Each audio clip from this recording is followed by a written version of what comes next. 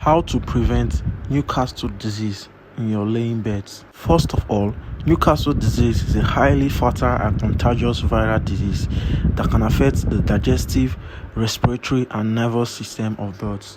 Some signs of Newcastle disease may include sneezing, greenish watery diarrhea, ruffled feathers, decreased activity, lack of appetite, difficulty in breathing, and so on. Now, Newcastle disease can be prevented or controlled through a proper vaccination known as Lassa or ND vaccine, which is advisable to give to laying birds at least once every month. It can also be prevented by maintaining a clean, well disinfected and sanitized poultry environment.